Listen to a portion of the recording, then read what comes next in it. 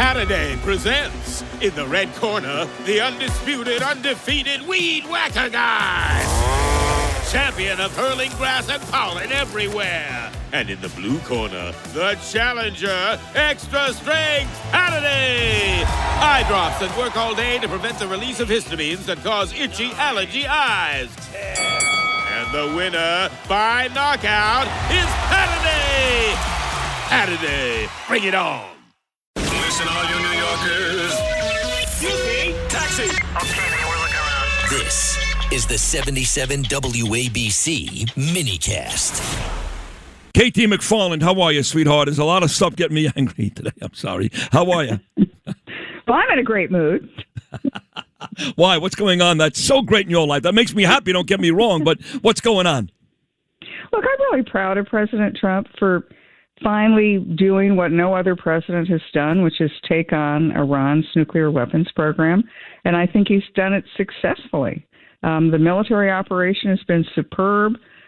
I think he's degraded Iran's military capabilities, not only nuclear, but missiles, drones, et cetera, et cetera. But now you got to open the strait, and that will be probably the hardest of all. Well, but he's got to do it. You see, I love President Trump. I love him just like you do. You know that. I'm a complete sycophant. Yeah. I'm biased. He can't do any wrong. I admit that, okay? I thought he screwed up on Tuesday. And I don't want to hear, no, he's the peaceful president. He's trying to give him every chance. How many chances? So now it's 2 days later. They've abided by nothing. It took them 15 minutes to start bombing everybody again, not just Israel, but Arab nations as well. The first day they allowed 4 ships, 4 ridiculous through the strait. The second day they completely shut it down. I don't want to see innocent civilians die, KT, but if you're going to come out as strong as our friend did and make all those statements, then you have no choice but to do it. So enough already with the stupid meetings with Witkoff and Kushner and now J.D. Vance. Send the final message that you're not going to do this. You're not going to do this. And it doesn't matter if they call him a war criminal, because when he doesn't do it, they call him a taco anyway, like he's chicken chisel. It doesn't matter. Yeah. Just level these bastards. That's it, KT. Yeah, I think that's probably at the end of the day what he's going to have to do is not level these. I mean, I don't know what that means when you say that. But there's got to be It means what he said. It means take out the bridges, take out the energy. Yeah, it means infrastructure. Right. I'm not asking him to bomb schools and churches. Okay. Do all that. Yeah. No, infrastructure. That's the next step. And he's got several more steps of escalation. And one of them, and it would be taking out certainly most of the military infrastructure is gone, but take out the energy infrastructure. It's not without risk to the United States. But, you know, it's almost like there's 2 mountains and there's a gorge in between the 2 mountains, and we're on a bridge, and you can't stop halfway. You can't go back, and you can't stay where you are halfway. You've got to go to the other side of the bridge and get to the other mountain, and I think that's where he is now. He's got the military capability to do it. He doesn't have any allies lined up from Europe, but Europe doesn't really matter that much anymore. I think the end result of this will be whatever happens in the Iran war, the U.S.-European relationship is going to have a lot of reassessing to do. As it should. What a bunch of cowards. They make me sick. Bill O'Reilly's never going to Spain again, and I've never gone to begin with.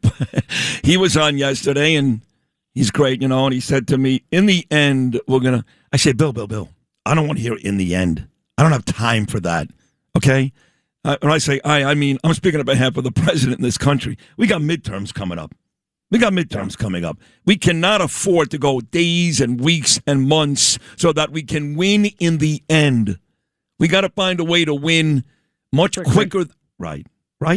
No, and you know, here's the thing. Iran wants to string this out. Iran claims a victory if, like, 2 of the mullahs are left, right? Or if any of the IRGC is intact. That's their victory, because they think, well, they'll live to fight another day. That's the Hamas technique. That's the Hezbollah technique. And that's what President Trump has got to deal with. Now, I don't know how he's going to do it. Militarily, I think we have the capability of opening the Gulf. I think that with our Gulf Arab partners, we have the ability to keep the Gulf open. But you can't stop halfway on the bridge. You've got to get to the other side of the mountain. And to string out negotiations, okay, let Vance go this weekend. Let them try one more time. But then by Monday, you've got to do something. Couldn't agree more. Like I said, I would have done it last Tuesday, but okay, one more. It doesn't matter at this point. Just do it. And let's move on. I was worried that he may come out and start yelling at Bibi and Israel to stop because the Iranians are liars. And they talked about U.S. aggression. There's been none. Zero since the ceasefire.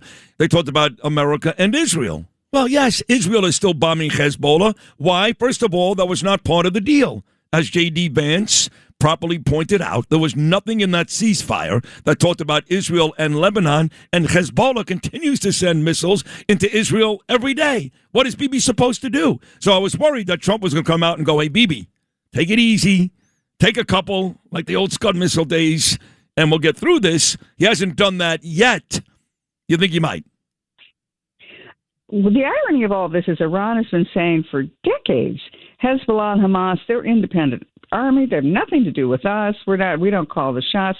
And then the minute there's a so-called agreement, what does Iran do? Oh, well, wait a minute. Hezbollah is part of us. I mean, so you can't have it both ways. They are or they aren't.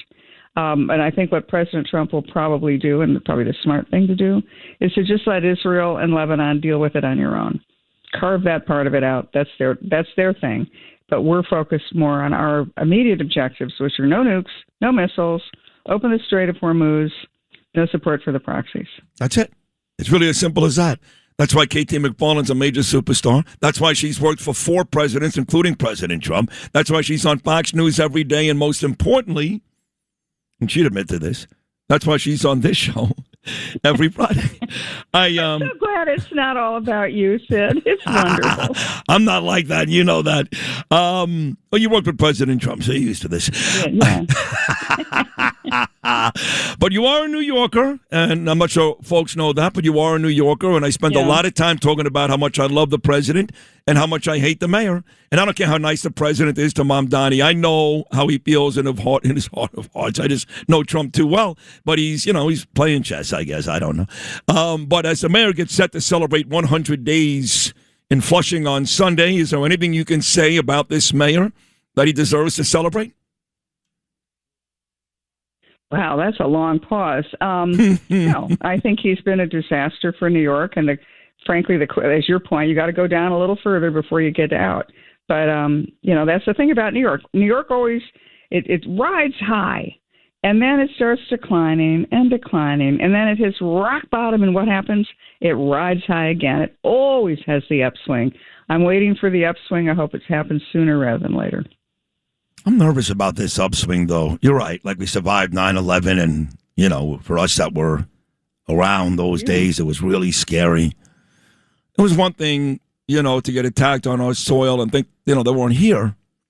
But because they are here, and their ideologies now have permeated so many cities across the nation, whether it's Paterson, New Jersey, or Dearborn, Michigan, or here, it's not going to be as easy this time. That's my fear. Yes, we've been through seemingly all of it, and we always get better, but it almost feels like, I don't want to use the word invasion, people get upset, but it feels like that. Like we're in ideological trouble in New York. Does that make sense? Yes, but I think it doesn't last forever. I mean, I look at Europe now and say they're gone. That's lost. That's kind of a lost cause. Especially in Northern European countries. The United States, New York, I have infinite ability. Yeah, I wrote a